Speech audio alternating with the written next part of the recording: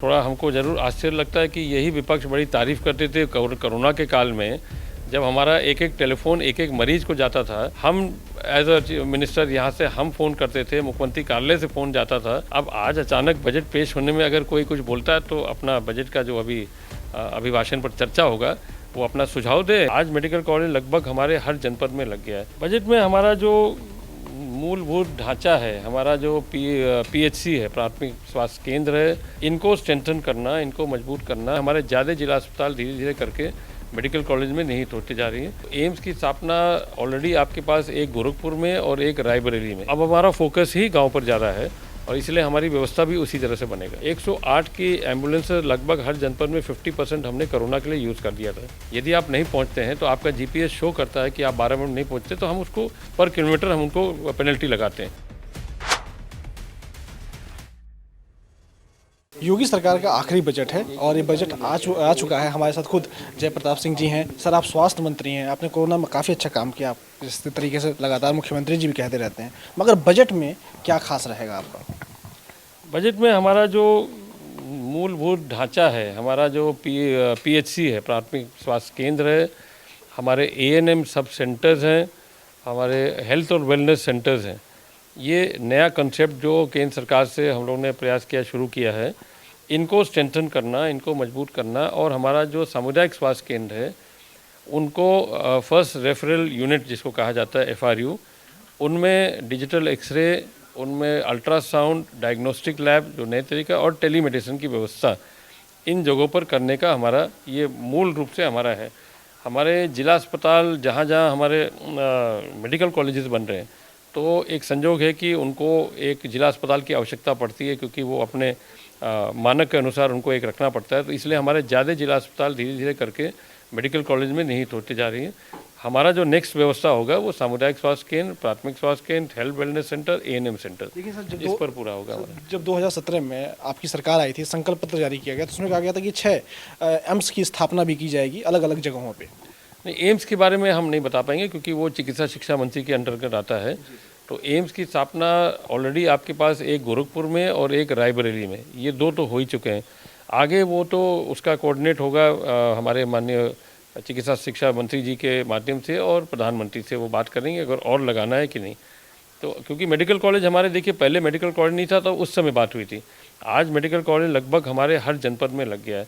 16 जिलों को हमने खाली रखा जो PPP मॉडल पर चलेंगे, वहाँ भी हमारा स्थापित हो जाएगा और इस तरह हमारा लगभग हर जनपद में मेडिकल कॉलेज हमारा बनते जा रहा है। गांव में चिकित्सा सुविधा पहुंचाने के लिए इस बजट में क्या आपको लगा, क्या खास है? क्योंकि गांव तक चिकित्सा पहुंचाने के लिए भी कहा गया था संकल्प पत्र में कि हम गांव को भी स्वस्थ बनाएंगे, तो उसके लिए क्या किया जाए? वही तो मैं अभी आपको बता ही रहा हूँ ना। हमारा प्राथमिक स्वास्थ्य केंद्र जो ग्रामीण स्तर तक है, उसके अंदर एक ANM सेंटर होता है, उसको परिवर्तित करके हेल्थ और वेलनेस सेंटर बनता है।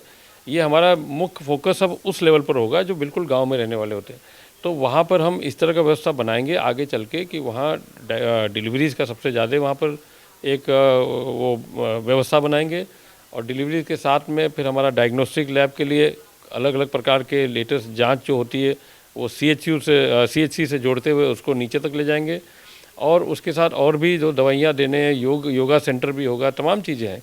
तो अब हमारा फोकस ही गांव पर ज़्यादा है और इसलिए हमारी व्यवस्था भी उसी तरह से बनेगा। और सर, ये भी कहा गया था कि 108 जो एम्बुलेंस है उसको 15 मिनट के अंदर रेस्क्यू करने का पूरा संरचना बना दी जाएगी, संकल्प पत्र में ऐसा कहा गया था। लेकिन 108 वाले अक्सर धरना प्रदर्शन में बैठ जाते हैं, कहते हैं कि वो सुविधा नहीं मिल रही है। नहीं, देखिए वो कुछ दूसरी बातें हैं।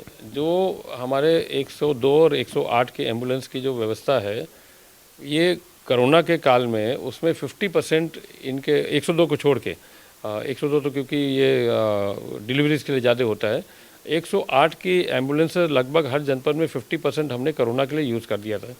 उस समय प्रॉब्लम क्या आया था कि उसकी पेमेंट से संबंधित, क्योंकि वो एक एपिडेमिक बोला जाता है, एक महामारी कहते हैं।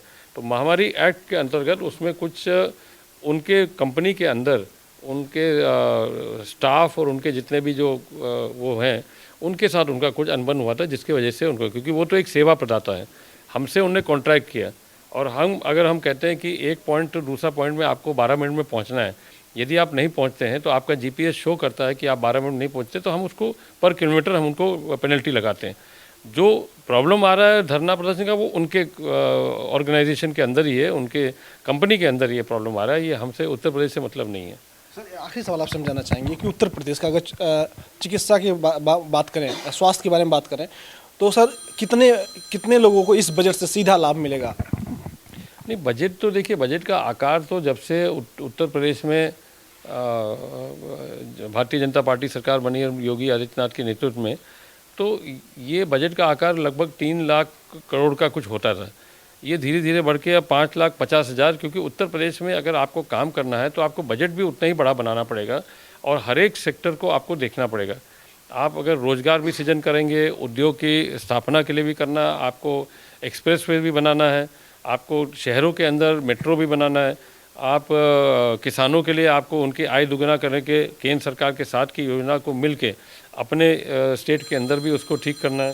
तो ये सारी चीज़ें हर प्रकार का रोजगार तो उत्पन्न करेगा ही, मगर हर एक सेक्टर को डेवलप करने के लिए, उनको विकसित करने के लिए ये पूरे व्यवस्था बनेगा। सर बस एक सवाल मैं आपसे करना चाहूँगा कि विपक्ष ये कहता है कि बीजेपी सरकार जब से आई है तब से स्वास्थ्य व्यवस्थाएं बहुत खराब हो गई हैं, लोगों को इलाज नहीं मिल पा रहा, इस पर क्या जवाब देंगे? थोड़ा हमको ज़रूर आश्चर्य लगता है कि यही विपक्ष बड़ी तारीफ़ करते थे कोरोना के काल में, जब हमारा एक एक टेलीफोन एक एक मरीज़ को जाता था, होम आइसोलेशन वाले को भी कम से कम 4 बार जाता था, जनपदों में भी सीधा मरीज़ जो अस्पताल में हमारे L2 व्यवस्था में या L3 व्यवस्था में जाता था, हम एज अ मिनिस्टर यहाँ से हम फ़ोन करते थे, मुख्यमंत्री कार्यालय से फ़ोन जाता था, सभी लोग मानते थे कि सबसे अच्छी व्यवस्था कोरोना काल में स्वास्थ्य सेवाएं थे। अब आज अचानक बजट पेश होने में अगर कोई कुछ बोलता है तो अपना बजट का जो अभी अभिभाषण पर चर्चा होगा वो अपना सुझाव दे और उस सुझाव के मुताबिक अगर हमारे में जो कमियां है उसको हम ठीक करने के लिए तैयार हैं। देखिए बहुत बड़ी बात स्वास्थ्य मंत्री का कहना है कि विपक्ष सुझाव दे और उस सुझाव पर कमियां दूर करने की पूरी कोशिश की जाएगी और तमाम उन्होंने अपनी बात बताई कि किस तरीके से उन्होंने स्वास्थ्य के क्षेत्र में काम किया है। नमस्कार। और आप हमसे जुड़े रहने के लिए सब्सक्राइब करें YouTube पर, फॉलो करें Twitter पर और लाइक करें Facebook पर। और ज्यादा जानकारी के लिए न्यूज़ नशा की वेबसाइट पर जाएं। आपको टाइप करना होगा सिर्फ न्यूज़ नशा।